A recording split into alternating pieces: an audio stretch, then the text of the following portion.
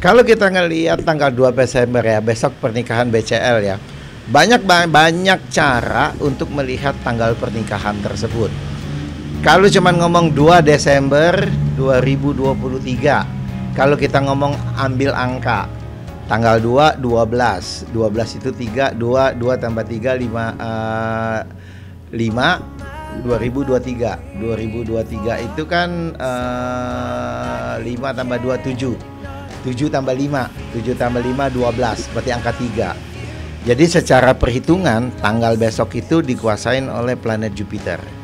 Tapi gitu loh, karena perkawinannya berlangsung hari Sabtu dikuasain oleh Saturnus. Besok itu adalah hari kuda. Hari kuda ini adalah hari bintang Playboy. Nah kebetulan BCL-nya sendiri yang lahir 22 Maret tahun 83, BCL itu sendiri kita ngomong punya 2 bintang Playgirl.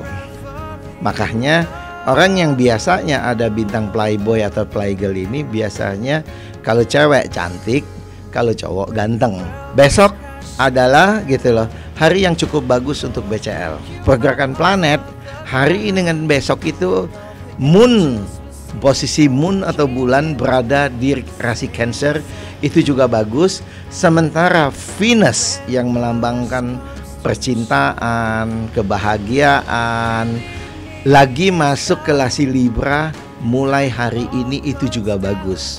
Jadi besok itu adalah hari yang menurut saya cukup spesial. Sebetulnya apa nama yang ada di sosial media dan sebagainya tuh memang kadang-kadang untuk yang bisa membuat orang eye catching, misalnya yang terkenal suaminya jadi dikasih nama belakang suaminya untuk kemudian ada di situ. Tapi sebetulnya harusnya orang seumur hidup pakai nama aslinya, ya, kecuali misalnya untuk hal tertentu baru ada nama suami di belakang. Kayak misalnya untuk urusan tertentu tuh harusnya memang nama yang waktu lahir tuh seperti apa. Ya, kalau menurut saya itu seperti itu. Dan kalau ditanya lagi apakah ini berarti dia move on atau tidak, dengan dia berniat untuk menikah tuh pasti sudah move on, ya. Tetapi bukan hanya sekedar karena mengganti nama itu kemudian dijadikan isyarat bahwa ini semata-mata hanya untuk menghormati suaminya. Mungkin aja dia menjadi lebih nyaman dengan namanya sendiri daripada dengan menggunakan nama salah satu suami yang terdahulu apa suami yang sekarang. Ya karena dia sudah mau menikah lagi kan juga nggak nyaman kalau nama itunya dengan nama yang lama kan gitu. Secara kepantasan terhadap masyarakat aja untuk secara kalau ini nyonya siapa masa masih pakai nyonya yang sebelumnya gitu. Tapi kan namanya juga tidak pakai nama suaminya yang akan datang ini kan, tapi namanya dia sendiri. Biasanya orang kalau pakai yang di sosial media atau yang misalnya pakai nama untuk kegiatan tertentu itu kan diambil nama yang membuat itu bisa gampang orang mengingat. Atau kalau misalnya tadi saya bilang ada salah satu yang public figure atau apa dipakai nama itu supaya memang follower jadi banyak atau apa gitu. Tapi saya nggak tahu nama itu atau niatan di belakang itu tuh apa. Cuman memang seharusnya orang tuh pakai namanya sendiri. Hanya untuk keperluan tentu baru dikatakan nyonya siapa gitu. Nggak tahu saya, tapi intinya dia menyatakan bahwa ini memang akun saya BCL.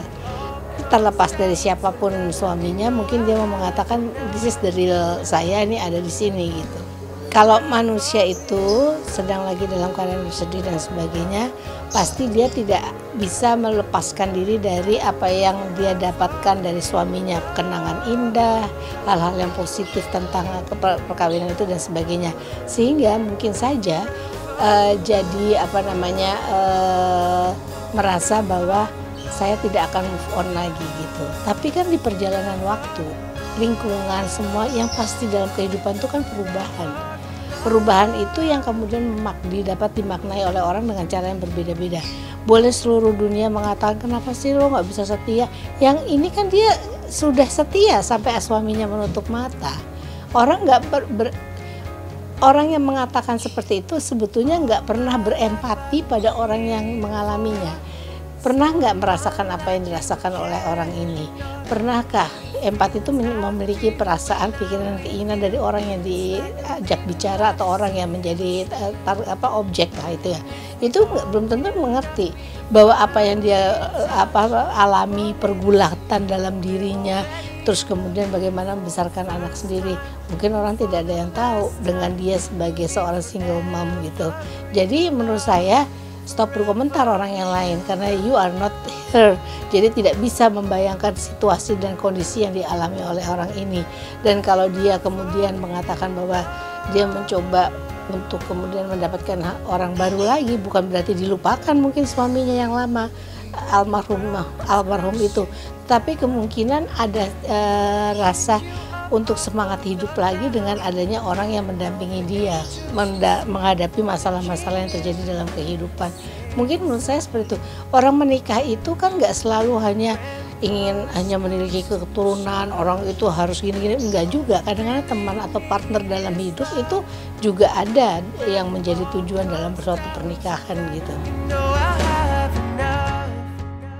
Itu udah terpuruk, kita berusaha bangun, berjalan lagi, melangkah lagi sampai akhirnya aku bisa bilang sekarang aku ready to blossom gitu. Aku pun di tahap hidup aku sendiri pun aku lagi ngerasa sepertinya aku sudah melewati banyak hal, sudah melewati berbagai macam proses sampai aku juga merasa ini siap nih, udah lebih more happy time, semangatnya lebih banyak gitu. Jadi aku siap untuk memberikan energi itu karena kan kita nggak mau dong. Maksudnya awal-awal ditonton orang tapi orang kayak ngeliat energi yang lagi in pain, ngeliat energi yang ini, yang itu. Sekarang ini energinya udah berubah lagi, energinya dari blossom.